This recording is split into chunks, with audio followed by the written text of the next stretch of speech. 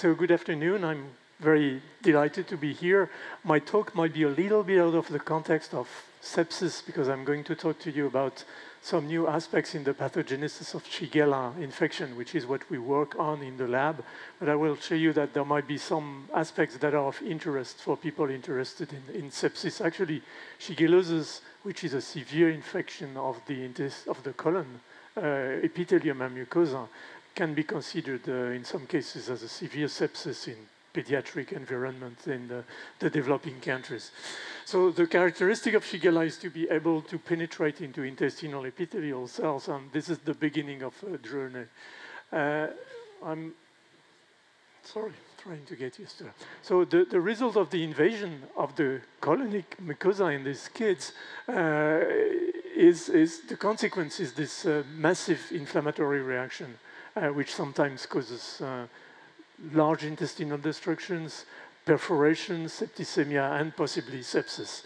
The two major microorganisms that are involved are Shigella flexneri and Shigella sonii, and I will come back to this very briefly. What causes the pathogenesis, because Shigella is almost an Escherichia coli, is its capacity to assemble this so-called type 3 secretion system, which is a molecular syringe, which allows the bacterium to inject effector molecules into epithelial cells, causes its invasion, causes tissue destruction, as well as interference with the immune system, innate and adaptive immune system from the child. And this is a beautiful system, as you can see here. It's kind of a nanomachine that is characteristic of these gram-negative pathogens as Shigella is. So when you sort of put together 30 years of research in one single slide, well, you can say that the bacterium first crosses the epithelial barrier, then invades the intestinal epithelium, penetrates into the cell, does some cell biology there. And the result of this is basically not only the fact that the bacterium is able to invade, but that the bacterium is programming epithelial cells to become pro-inflammatory cells. And that causes the massive inflammation that is characteristic of shigellosis. And thanks to Shigella, actually, we've identified several years ago intracellular sensors for microbes like the NOD molecules, for instance, NOD1 and NOD2. And then the bacterium goes on, inducing this inflammation and tissue invasion and destruction. And at some point, it causes, again, through the injection of effector molecules, both in epithelial cells and in cells of the immune system, a dampening of the innate immune response. And this basically impacts on the adaptive immune response, and the bacterium, therefore, is a strongly immunosuppressive microorganisms.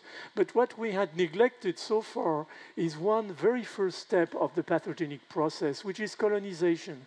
How does the bacterium deal with the epithelial surface to proceed to invasion? And what I would like to show you, and this was introduced in my talk this morning on the microbiome, is how much the microbiome is important as a barrier to colonization by pathogens and to further proceeding to the invasion or any kind of pathogenic process.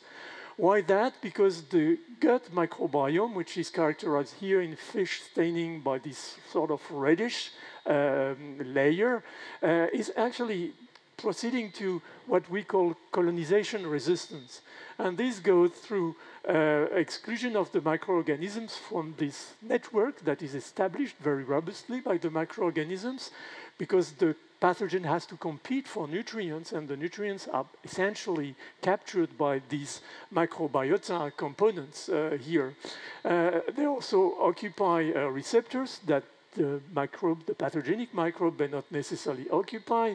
They kill the microbe, the pathogens, but the pathogen, on the other hand, can kill the microbiome components to be able to proceed to invasion or its pathogenic process. And they also stimulate the immune response impermanently, this microbiome, so that epithelial cells, for instance, produce high level of antimicrobial peptides. It's what Mechnikov used to call the physiological inflammation. Well tolerated, but sufficient to maintain the system at a level where anything happened, like the occurrence of a pathogen, there will be a quick and strong response to get rid of it. So, ça marche pas. Okay, all right. So we have an enigma with Shigella, is that in the poor countries, Shigella flexneri remains very highly prevalent, but in the richer country, Shigella sonii kind of prevail and replaces it. And we are trying to understand this through our pathogenic studies. So Shigella in the for instance, the one we are going to work on, sorry, Shigella sonii here has the capacity to invade the intestinal epithelium. In the colon, for instance, it goes into the crypt of the colon and basically invades, as I showed before on the scheme.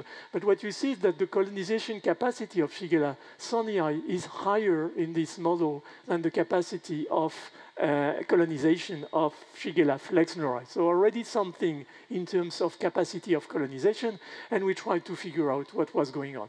To do so, and I will go very fast, we proceeded to what is called TN, transposon sequencing. You saturate the genome of the bacterium with transposon so that you mutagenize basically several times each gene of the pathogen, at least those that mutation that don't cause lethal elements, you basically saturate the whole genome. And then what you do is you make a pool of these mutagenized microbes, and you expose it to the experimental system, to the model. And on the other side, you basically look for the mutants that haven't survived this episode of infection. And these mutants which have disappeared, that you can fairly well characterize by massive genome sequencing of these microbes, they are the ones which didn't fit in the system, which have lost their fitness capacity, therefore which have lost their capacity of colonization. And then you can start looking into these mutants where the transposon has been located, and we have all this because we can amplify. We have primers both in the transposon and in the identified genes that has been mutagenized. And to make a long story short, we identified in this mutant that cannot make it, a mutation in what's called a type 6, this time, secretory system. And this type 6 secretory system is present only in Shigella sonii, not in Shigella flexneri. What this type 6 secretion system is kind of a bacteriophage which is inverted. So it has its tail outside, pointing outside of the bacterium, and at the tip of this type 6 secretion system, there is a sort of needle, little syringe, which perforates the membrane of the opponent microorganisms to Shigella sonii, and this injects toxic molecules like DNAs, protease, phospholipases into the cytosolic compartment of these opposing microorganisms and kills it. So that is the characteristic of Shigella sonii, and that seems to be the essential element that allows it to prevail into the gut environment and at least kill Shigella flexneri or any other microorganisms that we will try in the next slide to better characterize. So we made a mutant, so it's a type 6 secretion system negative of Shigella sonii. And what we observed is the following, which is the most important slide. If you pre-treat animals with antibiotic, you of course eliminate the microbiota. So you eliminate this barrier component that I was talking about. So the first column here is Shigella sonii in the absence of antibiotic treatment. So this is how Shigella sonii deals with the microbiome and allows itself to colonize quite well 10 to the 5th CFUs, for instance. Here you have antibiotics, and what you see is that if you treat with antibiotics, Shigella sonii goes to the top. Massive colonization. The delta, the difference here, is the effect of the presence of the microbiome. But now if you delete or mutagenize this type 6 secretion system, you see that Shigella sonii goes back down very, very low, which means that it is unable any longer to colonize the intestine. If you complement the mutation, it goes back again. So there are two issues here. One is that, of course, Shigella sonii depends highly on the capacity to kill microorganisms, to colonize microorganisms from the microbiota. That's the first element. And the second element is that this killing process is essentially linked to the expression, assembly, and functionality of this type 6 secretion system. If you look at Shigella sonii in the same system, it's interesting because the wild-type microorganism cannot even colonize the mouse intestine, the mouse colon, whereas if you remove the microbiota, it goes up to the ceiling like Shigella sonii. So it really shows this essential element of microbiome or microbiota colonization barrier and the importance for some of these microorganisms to be able to deal with this. This is in vitro. We've tested a lot of microorganisms to identify the ones that are actually killed by this type 6 secretion system for Shigella sonii. We found both Escherichia coli and Shigella flexneri. So these are the targets. They are very narrow system. They usually hit microorganisms that belong to the similar phyla. And Shigella belongs to the Escherichia coli species in a way. It's a pathovar of Shigella, of Escherichia coli. So this is probably my almost last slide. What we did was to put we used PCR because it's very difficult to do some of these experiments in classical microbiology. So we used a quantitative PCR and established an index to look at how much in the affected microbiome by Shigella sonii colonization you could find a decrease of the prevalence of Escherichia coli. And it turns out, as you can see here, that Shigella sonii brings the concentration of Escherichia coli down in comparison to the mutant that doesn't express the type 6 secretion system. And this is true not only at the level of tissue, when we scratch the surface of the tissue, but also at the level of the feces. So basically what Shigella sonii does is to kill Escherichia coli, take their position, which is usually very close to the surface of the epithelium, and through this sort of ecological substitution, by replacement of Escherichia coli, it puts itself in a colonization capacity to proceed to invasion of the epithelium. So the last slide is to show that maybe we are in the process to solve this enigma of, if I can get my last slide, I don't know what's going on. Est-ce que vous pouvez faire passer les diapositives? That's it, c'est bon. So the story here is that if you co-infect a mouse or guinea pig with Shigella sonii and Shigella flexneri disappears very quickly because it's killed by Shigella sonii in the gut.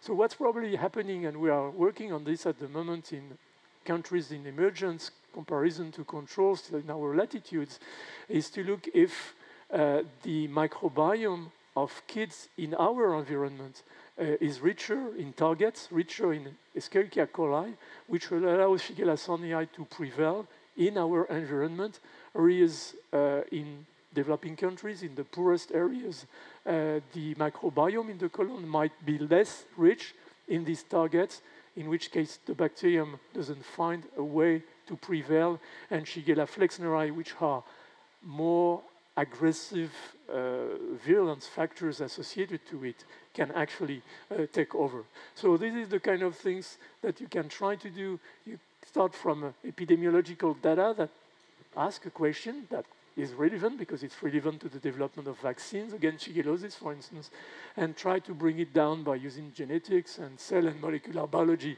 to the point where you can find the system, the genetic and molecular system that accounts for the prevalence of Shigella sonii, and possibly use this for further approaches with regard to therapeutics and vaccination. So I was stressed by the timing, but I think I made it. This is just to tell you that this type 6 secretion system is not something that is specific to Shigella sonii. It is now shown in many microorganisms. Vibrio cholerae has one, for instance. It was actually first demonstrated in Vibrio cholerae. But what we see more and more, and this is extremely interesting, is that type 6 secretion systems are expressed not only by pathogens, like Shigella sonii, bona fide pathogens, but also by commensals. And therefore, what I was saying also this morning in my presentation on the microbiome is that the sort of pattern of or network of multicellular microorganisms that compose the microbiome is actually established in its robustness and resilience, not so much by cooperative actions between these microorganisms, but more by a bloody fight between these microbes.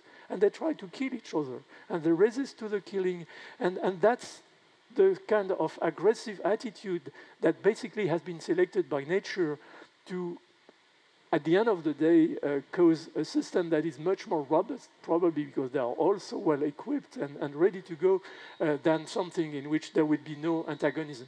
So it exists, for instance, in Bacteroides fragilis, which in the gut is a commensal. You could call it a pathobiont, but it's a commensal. It is present in other species, but it's also present, as I said, in pathogens as Vibrio cholerae, but also in Pseudomonas aeruginosa, in Salmonella typhimurium, as shown here. So it's a new field that is extremely interesting to develop because, you know, it brings some elements in terms of understanding this fight and how a microbe can protect against pathogens, but also how a pathogen can basically eliminate or subvert this colonization barrier in the gut. Thank you very much.